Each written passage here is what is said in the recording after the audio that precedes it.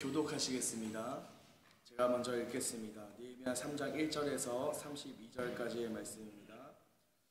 그때의 대제사장 엘리야십이 그의 형제 제사장들과 함께 일어나 양문을 건축하여 성별하고 문짝을 달고 또 성벽을 건축하여 한메아 망대에서부터 하나넬 망대까지 성별하였고,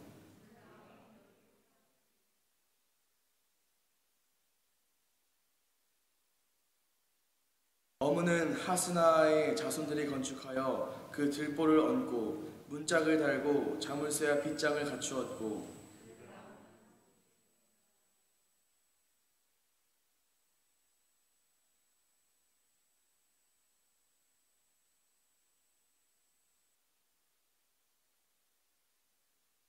그 다음은 드고아 사람들이 중수하였으나 그 귀족들은 그들의 주인들의 공사를 분담하지 아니하였으며,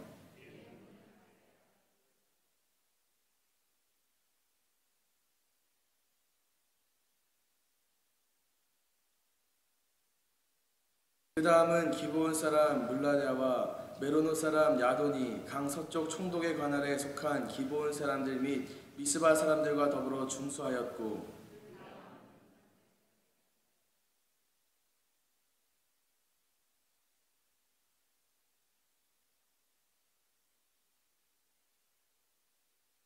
그 다음은 예루살렘 지방의 절반을 다스리는 후르의 아들 르바야가 중수하였고,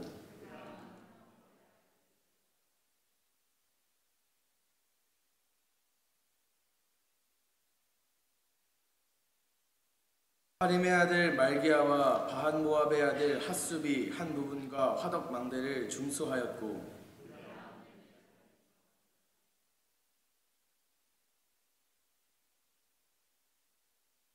골짜기 문은 한운과 산호와 주민이 중수하여 문을 세우며 문짝을 달고 자물쇠와 빗장을 갖추고, 또 분문까지 성벽 1000규빗을 중수하였고,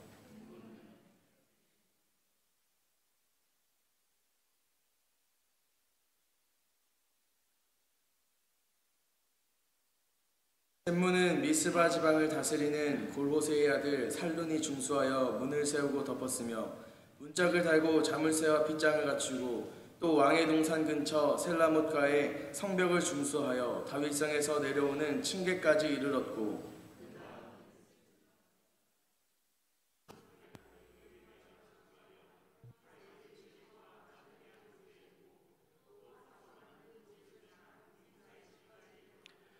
그 다음은 레위 사람 바니의 아들 르훔이 증수하였고, 그 다음은 그일라 지방 절반을 다스리는 하사랴가 그 지방을 대표하여 중수하였고,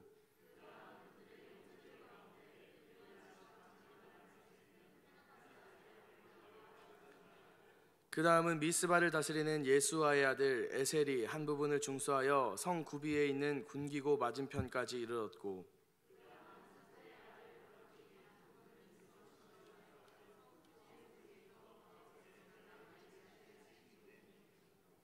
그 다음은 학고스의 손자 우리의 아들 무레못이 한 부분을 중수하여 엘리야십의 집문에서부터 엘리야십의 집 모퉁이에 이르렀고,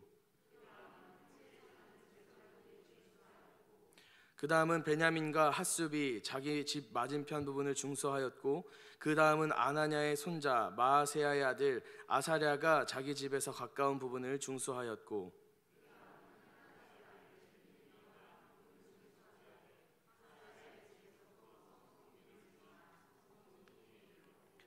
우세의 아들 발랄은 성 구비 맞은편과 왕의 윗궁에서 내민 망대 맞은편 곧 시위청에서 가까운 부분을 중수하였고, 그 다음은 바로스의 아들 부다야가 중수하였고,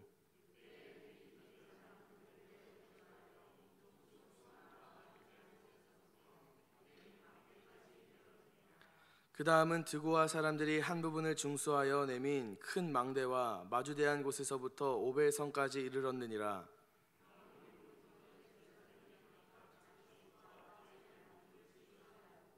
그 다음은 임멜의 아들 사독이 자기 집과 마주대한 부분을 중수하였고, 그 다음은 동문지기 스가냐의 아들 스마야가 중수하였고,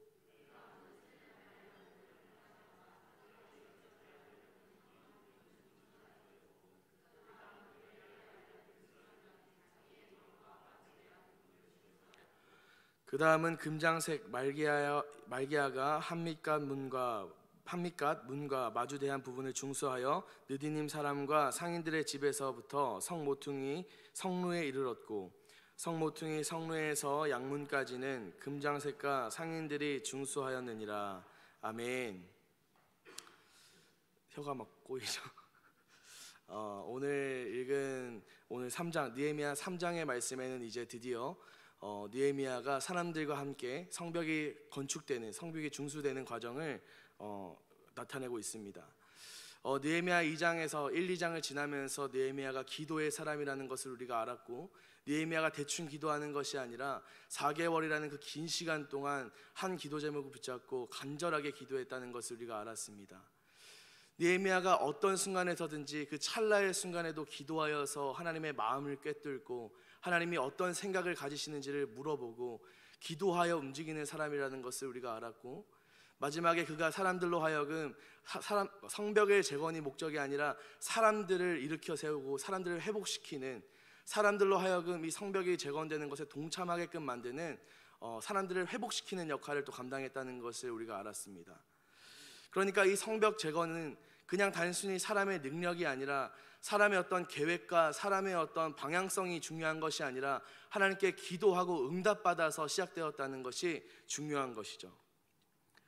오늘 지난번에 보았던 느헤미야 2장 17절 18절 말씀을 제가 읽겠습니다. 후에 그들에게 이르기를 우리가 당한 곤경은 너희도 보고 있는 바라. 예루살렘이 황폐하고 성문이 불탔으니 자 예루살렘 성을 건축하여 다시 수치를 당하지 말자 하고, 또 그들에게 하나님의 선한 손이 나를 도우신 일과 왕이 내게 이른 말씀을 전하였더니 그들의 말이 일어나 건축하자 하고 모두 힘을 내어 이 선한 일을 하려 하매. 아멘. 이렇게 사람들을 일으켜 세웠습니다.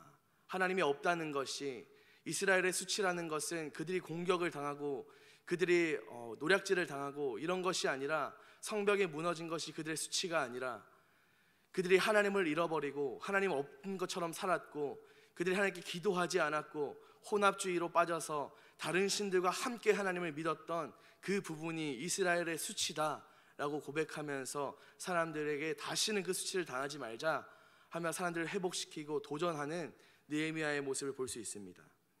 그리고 오늘 3장 1절 말씀을 보니까 그때 대제사장 엘리야십이 그의 형제 제사장들과 함께 일어나 양문을 건축하여 성별하고 문짝을 달고 또 성벽을 건축하여 한메아 망대에서부터 하나넬 망대까지 성별하였고 하고 나와 있습니다. 이 엘리야십이라는 사람은 제사장입니다. 제사장이고, 이 양문이라는 것은 어디에 위치했느냐, 예루살렘 그 성벽에서 가장 북쪽에 위치했던 곳이 양문입니다. 이 양문은 영어로 sheep gate라고 하는데, 왜 그 말 그대로 양이 드나들던 곳입니다. 제사 때 쓰여지던 그 양, 순전하고 온전한 그 양이 드나들던 곳이 이 양문이었던 곳이죠. 이 북쪽에 있었다라는 의미는 무엇이냐면, 그 예루살렘 성벽의 북쪽은 사마리아가 있습니다. 아수르의 침공이 그쪽을 통해서 왔고, 사마리아라는 그 위험한 지역에서 가장 근접해 있는 부분이, 바로 취약한 부분이 이 북쪽 문인 것입니다. 양문이 있던 곳이었죠. 그런데 그 부분을 오늘 대제사장들이 먼저 삽을 들고 성벽 중축을 시작하는 것입니다.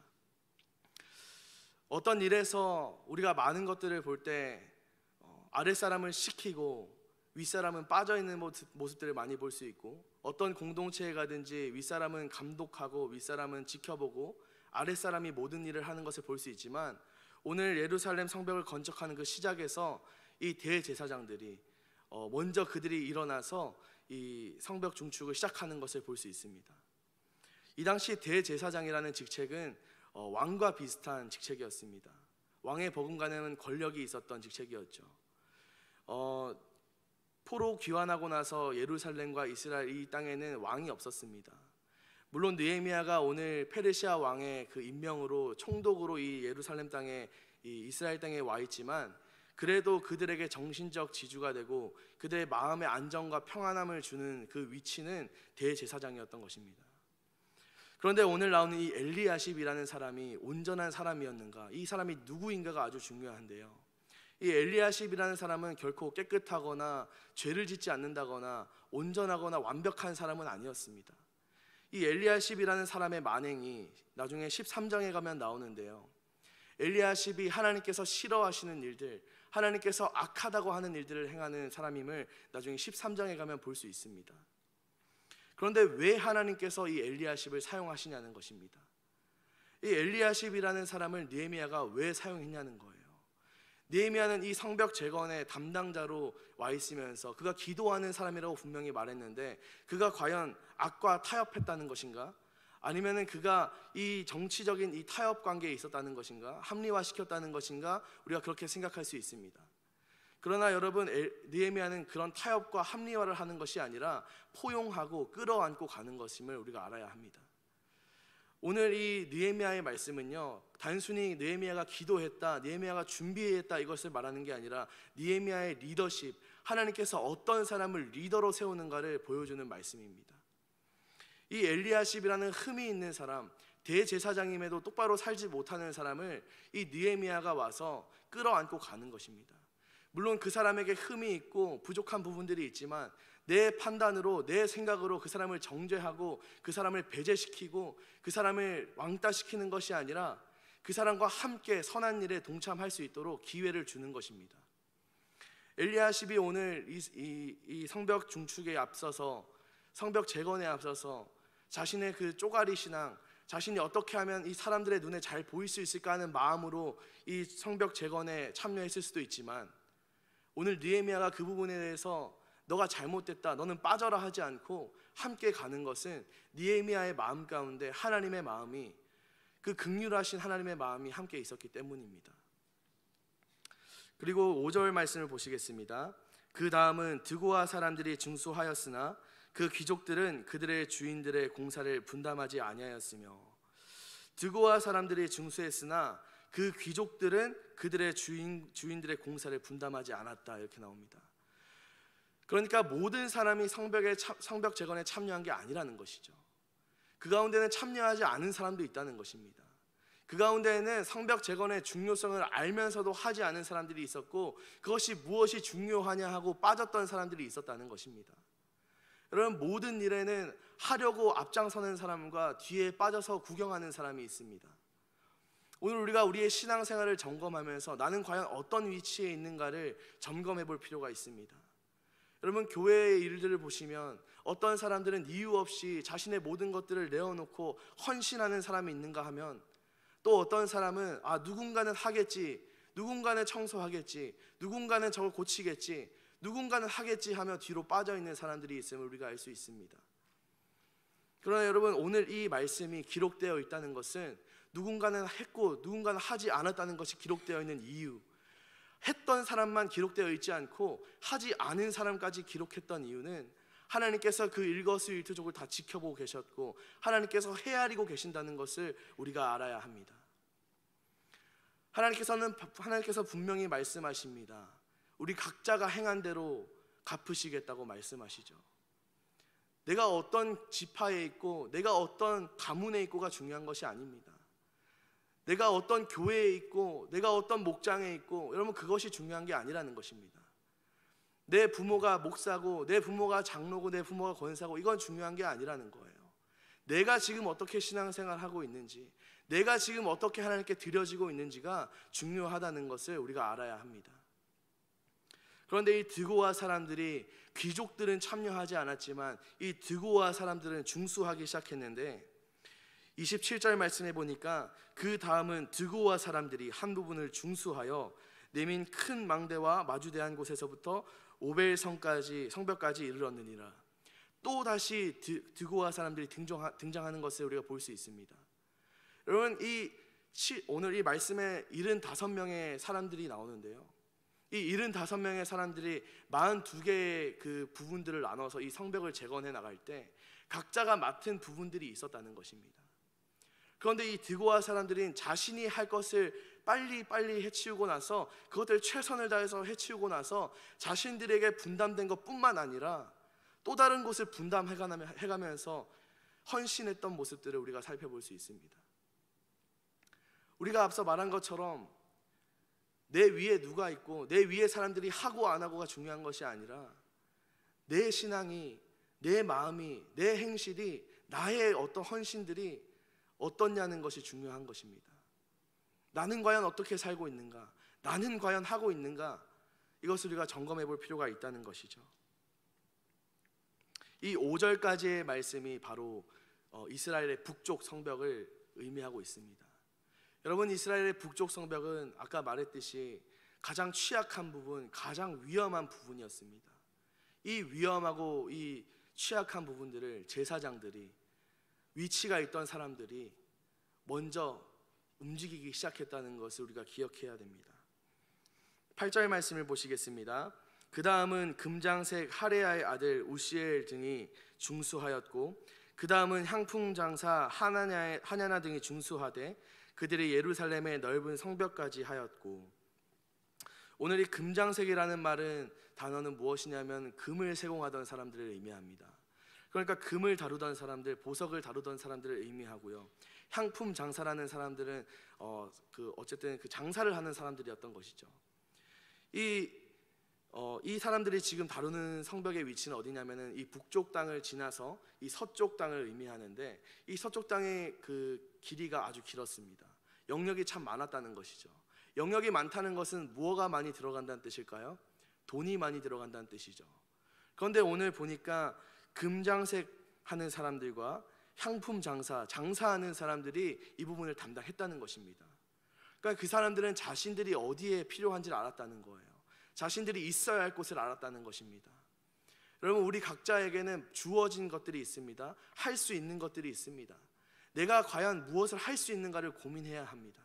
내가 어떤 일을 할 수 있는가를 고민하고 내가 있어야 하는 자리, 내가 감당해야 하는 자리에 우리가 있어야 한다는 것이죠.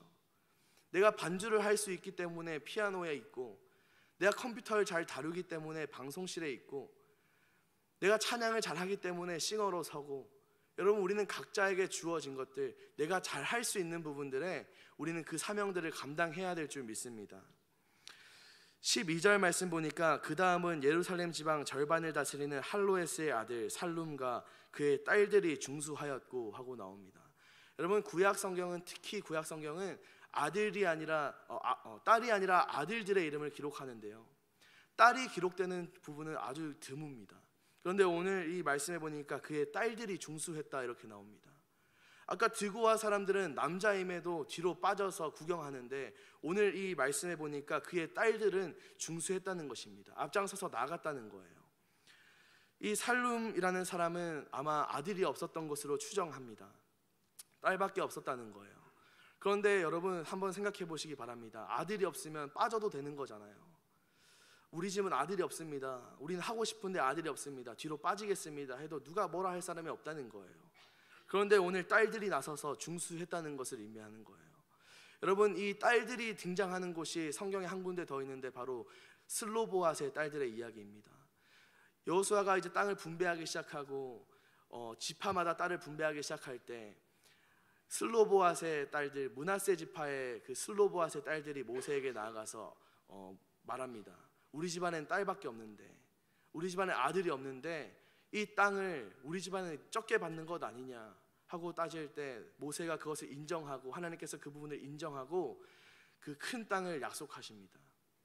여러분, 그때가 어떤 때냐면 아직까지 정탐도 나가지 못한 때였어요. 남자들이 갔다 와서 우리는 저들의 밥이다 말한, 믿음이 없이 말하는 때에 여자들이 나서서 아니다, 우리는 땅이 필요하다, 우리는 여자가 5밖에 없지만 우리는 더 큰 땅이 필요하다, 우리에게도 우리의 몫을 달라 하고 침노하고 사모할 때, 하나님께서 그 믿음을 보시고 므낫세에게 가장 큰 땅들을 허락하시는 것을 우리가 볼 수 있습니다. 여러분, 우리가 할 수 없는 상황에서도, 우리가 못할 것 같은 상황에서도, 우리가 부족해 보이고 내가 하면 아무것도 못할 것 같은 그 상황에서도 하나님께 구하고 하나님께 헌신하고 하나님께 우리의 모습과 우리의 마음을 보여드리는 것이, 우리의 믿음을 보여드리는 것이 얼마나 중요한 모습들인지를 오늘 말씀을 통해 알 수 있습니다. 그리고 13절 말씀을 보시겠습니다. 골짜기 문은 한운과 사노아 주민이 중수하여 문을 세우며 문짝을 달고 자물쇠 빗장을 갖추고 또 분문까지 성벽 1000규빗을 중수하였고. 14절 말씀입니다. 분뭇은 베다게렘 지방을 다스리는 레갑의 아들 말기야가 중수하여 문을 세우며 문짝을 달고 자물쇠와 빗장을 갖추었으며. 여러분, 이 분문이라는 곳은 동물들, 그 제사 지내는 그 양들의 오물과 쓰레기들이 나오는 곳입니다. 분이라는 것은 변이라는 것을 의미하는데, 이 양문에서 짐승이 들어오기 시작하면 이 분문이라는 것은 가장 남쪽에 있는데, 이 북쪽에서 양들이 들어오기 시작하면 가장 마지막에 남쪽을 통해서 나가는 것입니다. 그 가장 오염되고 가장 더러운 그곳을 증축하는 사람들이 있었다는 거예요. 여러분, 오늘 이 느헤미야의 3장 말씀은 많은 사람들의 이름이 나오지만 중요한 것은 각자가 할 일이 있고 각자에게 맡겨진 사명이 있다는 것입니다. 누군가는 좋은 곳에서 일하는 것 같아 보이고 누군가는 별 볼 일 없는 곳에 일하는 것 같아 보여도 하나님께서 그 모든 것들을 기록하고 계시고 기억하고 계신다는 사실을 우리가 알아야 합니다. 분문이라는 것은 가장 더러운 곳을 의미하죠. 아무도 하지 않을 곳을 책임지는 사람들이 있었다는 것입니다. 아무도 원하지 않던 곳을 책임지던 사람이 있었다는 거예요. 오늘 이 레갑이라는 사람이 중요한데요, 레갑의 아들 말기야가 등장합니다. 이 레갑이라는 사람은 예레미야 35장 말씀에 등장하는데, 이 레갑이라는 사람이 어떤 사람인지가 아주 중요합니다. 예레미야 35장에 보면 어떤 장면들이 등장하냐면 레갑에게 포도주를 권하는 장면이 등장합니다. 레갑에게 포도주를 한번 권해봐라, 이들이 마시나 봐라. 하나님께서 예레미야에게 한번 말씀하시는 장면이 나오는데, 이들에게, 이 레갑 자손들에게, 이 레갑의 그 자녀들에게 이것을 포도주를 권했을 때 이 레갑이라는 사람이 술을 거부했습니다. 우리는 술을 마시지 않겠다. 세 가지를 말하는데, 술을 마시지 않겠다, 우리는 술을 집에 두지 않겠다, 우리는 이 포도주에 씨를 뿌리지도 않겠다. 여러분, 이것이 얼마나 대단한 결단이고 얼마나 대단한 그 하나님을 향한 그 믿음이 있었던 것일까요? 그리고 이들이 이 자손들까지도 우리는 그 포도주를 마시지 않겠다, 입에 대지 않겠다라는 결단과 믿음의 선포를 하기 시작합니다. 그리고 하나님께서 이들에게 약속하는데, 이들의 이 가문의 이름이 영원토록 함께 있을 것임을 하나님께서 약속하시는 모습들을 우리가 볼 수 있습니다. 그리고 오늘 이 레갑의 아들들이 등장하는 것이죠. 여러분, 믿음의 명문 가문을 위해서 우리가 기도합니다. 우리가 금요일마다 가문을 위해서 기도하고 가정을 위해서 기도합니다. 여러분, 믿음의 명문 가문은 어디에서 나오는 것일까요? 믿음의 명문 가문은 부모에게서, 그 가문의 조상에게서 나오는 것입니다. 여러분, 그 말이 무슨 말이냐? 내 자손에게 평생토록 너 이거 해, 너 이거 해, 너 성경 읽어, 너 기도해. 여러분, 백날 말해도 내가 하지 않으면 소용없다는 것입니다. 내가 그렇게 살지 않으면 소용없다는 거예요. 레갑의 아들들에게 술을 마시지 말라고 권했을 때, 여러분, 레갑이 술을 마셨다면 그 아들들이 술을 마시지 않았겠습니까? 여러분, 믿음의 가문은 그냥 한순간에 만들어지지 않습니다. 믿음의 가문은 그 어른들의 모습을 바라보면서 생기는 것입니다. 형성되는 것입니다. 오늘 이 레갑의 아들 말기야가 자원에서 분문을 향해 나아갑니다. 가장 더럽고 가장 가기 싫어하고 오염된 지역을 스스로 자원해서 나아가는 것입니다. 믿음의 가문은 이렇게 만들어집니다. 이들이 만약 조상들의 그 결단과 믿음의 선포가 없었다면 이들이 남들이 가기 싫어하는 곳에 나아갔을까요? 그들 조상들의 모습을 바라보면서, 그 교훈들을 들으면서, 입으로 전해지는 그 조상들의 결단을 들으면서 이 가문이 자라났던 것입니다. 그리고 이 16절 말씀을 보시겠습니다. 그 다음은 베스웰 지방 절반을 다스리는 아수북의 아들 느헤미야가 중수하여 다윗의 묘실과 마주대한 곳에 이르고 또 파서 만든 못을 지나 용사의 집까지 이르렀고. 17절 말씀입니다. 그 다음은 레위 사람 바니의 아들 르훔이 중수하였고, 그 다음은 그일라 지방 절반을 다스리는 하사랴가 그 지방을 대표하여 중수하였고. 오늘 말씀에 느헤미야가 등장하는데, 이 느헤미야는 우리가 읽는 이 느헤미야와는 다른 사람입니다. 이 느헤미야는 동명이인을 의미합니다. 그러니까 다른 느헤미야인 거죠. 여러분, 이것이 느헤미야의 리더십입니다. 느헤미야는 오늘 자기의 일대기를 기록하는 것인데, 가장 중요한 부분, 성벽을 누가 건축했고 누가 중수했고 그 다음은 누구고 어디 부분을 누가 했고, 이 부분에 자신의 이름을 적지 않는 거예요. 아무도 모르게, 아무도 기억할 수 없지만 이 부분에 기록되지 않는다면 그 누구도 모르는 위치지만 느헤미야가 자신의 이름을 기록하지 않고 자신의 어떤 업적을 남기지 않고 어떤 사람이 어떤 역할을 했는지를 낱낱이 세세하게 기록하는 것을 볼 수 있습니다. 오늘 이 3장 말씀에서 가장 많이 등장하는 단어가 중수하다입니다. 중수한다는 것은 단순히 뭔가를 세우는 것을 의미하지 않습니다. 회복하고 복구하고 다시 한번 완전하게 세워지는 것을 의미하는 것이죠. 그 과정 가운데 오늘 말씀에 기록되지 않은 사람들이 있을 수 있고 오늘 말씀에 기록된 사람들이 있습니다. 여러분, 그 누구라도 오늘 말씀에는 기록되어 있지 않지만 그 중수하는 일, 하나님의 나라를 세워가는 그 일에 하나님께서 빼먹은 사람이 없다는 거예요. 하나님께서 잊어버리는 사람은 없다는 것입니다. 하나님께서 모든 사람을 기억하고 계십니다. 우리가 어떻게 살아가는지를 알고 계시고 기억하고 계신다는 것이죠. 우리가 어떤 일을 할 때 사람에게 보이려고, 사람에게 나의 모습을 보여주려고, 내 믿음이 이 정도라는 것을 보여주려고 할 때가 있는 것 같습니다. 저는 신앙의 초보일 때, 제가 신앙생활을 얼마 시작하지 않은 때에 하나님을 만나고 그 뜨거운 열정이 있을 때 보여주고 싶었어요. 내가 하나님을 이만큼 사랑한다, 내가 하나님을 이만큼 믿는다, 내가 하나님을 이 정도로 따른다라는 것을 너무 보여주고 싶은 거예요. 그래서 아침에 예배 시작하기 1시간 전에 가가지고 막 의자 다 깔아놓고 방석 다 깔아놓고, 그리고 선생님이 와서 칭찬해주면 그게 너무 좋았어요. 그런데 시간이 지나고 그 신앙의 초보의 때에는 그것이 너무 행복하고 그것이 또 내 신앙을 성장시켜 나가는 원동력이 되기도 했지만, 신앙에 딱 자랐을 때 내가 신앙에 지금도 아직 달려가고 있는 중이지만 그 신앙에 어느 정도의 그 장성한 분량에 이르렀을 때 이게 맞지 않는구나라는 것을 깨달았습니다. 내가 누구의 눈치를 바라보고 있는지, 내가 누구의 시선을 의식하고 있는지 우리가 한번 점검해 봐야 할 때라는 거죠. 여러분, 누구 때문에 신앙생활을 하시나요? 교회 일을 하다가 상처받는 분들이 있습니다.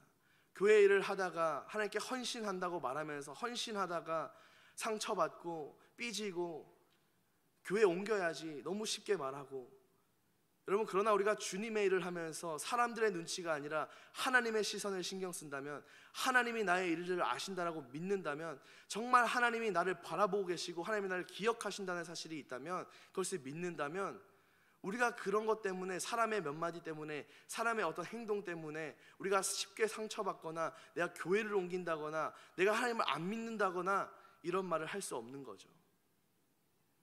우리의 시선이 온전하게 하나님을 바라봐야 합니다. 내가 정말 그 성숙한 신앙의 분량, 장성한 분량에 이르기 위해서는, 내가 정말 온전한 믿음으로 하나님 앞에 나아가기 위해서는 우리가 하나님의 시선을 바라보고 하나님이 나를 아신다는 사실, 사람들 다 몰라줘도 하나님은 나를 아신다는 그 믿음을 가지고 나아가야 될 줄 믿습니다. 오늘 이 말씀 가운데 기억해야 할 것이 있습니다. 여러분, 성벽은 어떤 부분이 가장 중요할까요? 성문이 가장 중요할까요? 아니면 망대가 가장 중요할까요? 오늘 말씀에 나오는 양문이 가장 중요할까요? 분문일까요? 성벽에서 가장 중요한 부분은 어디일까요? 성벽에서 가장 중요한 부분은 특정 지을 수 없습니다. 모든 성벽이 중요한 것이죠. 어느 한 부분이 취약하다면 전쟁이 일어났을 때 그 취약한 부분은 뚫리기 마련입니다. 느헤미야의 이 성벽 과정에서 오늘 이 많은 사람들이 나오는 이유, 그 다음은 계속해서 그 다음을 말하는 이유, 이 많은 사람들이 함께 했음을 알리는 이유는 모든 성벽이 중요하고 모든 자리가 중요하고 모든 위치가 중요했다는 것을 말합니다. 여러분, 교회는 어느 한 명에 의해서, 어느 한 사람에 의해서, 어느 한 그룹에 의해서 움직여지지 않습니다. 완성해지지 않습니다. 하나님의 나라도 어느 한 사람을 통해서 완성되어지지 않습니다. 오늘 이 말씀을 하고 있는 것입니다. 여러분, 우리는 각자의 위치에서 내가 할 수 있는, 하나님께 드릴 수 있는 나의 최선, 나의 헌신을 하면 되는 것입니다. 우리가 각자에게 맡겨진 사명, 각자의 그 부르심대로 하나님이 쓰시겠다 할 때 아멘하면서 우리가 믿음으로 순종하고 헌신하며 나아갈 때 교회는 부흥하게 되고 교회는 성장하게 되고 교회는 제대로 세워지게 되는 것이죠. 왜 사람들이 오늘 부흥이 없냐고 말합니다. 왜 교회가 부흥하지 못하냐고 말합니다. 그런데 여러분, 부흥은 그냥 오는 것이 아니죠. 기도 빡세게 한다고, 기도 열심히 한다고, 하루 종일 기도만 한다고 부흥이 오는 것이 아니죠. 부흥은 내가 나의 최선을 다했을 때 오는 것입니다. 하나님께서 맡겨주신 나의 사명, 그 사명을 내가 묵묵하게, 누가 알아주지 않아도 하나님이 아신다라는 그 믿음을 가지고 묵묵하게 나에게 맡겨진 그 사명을 해 나갈 때, 그 모든 사람 한 사람의 것이 합력하여 선을 이루기 시작할 때, 그때 부흥이 일어나는 것입니다. 이번에 에즈베리 대학교에서 부흥이 일어나고 있다는 소식들이 막 일어나고 있습니다. 에즈베리 대학교는 신학교인데 그 에즈베리 대학교 채플 시간, 그냥 평소와 똑같았던 그 채플 시간에, 그 채플 시간의 말씀과 기도, 그 현장에서 부흥이 일어나기 시작했던 것입니다. 그 부흥이 에즈베리 대학교 한 학교에 머물러 있는 것이 아니라 그 주변의 신학교에, 또 그 주변의 기독교 학교 채플 시간에, 또 그 주변의 지역의 교회에 이렇게 퍼져나가는 것을 우리가 볼 수 있습니다. 여러분, 부흥의 때는 끝나지 않았습니다. 부흥은 식지 않았습니다.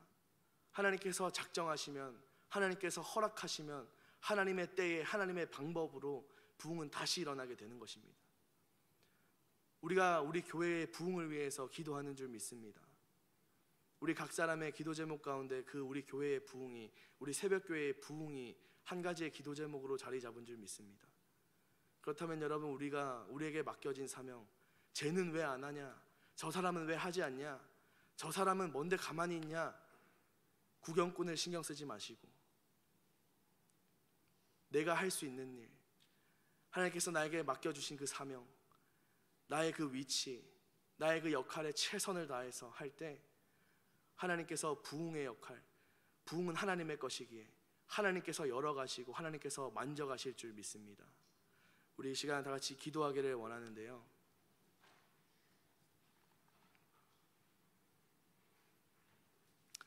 우리가 먼저는 우리 교회를 위해서 기도했으면 좋겠습니다.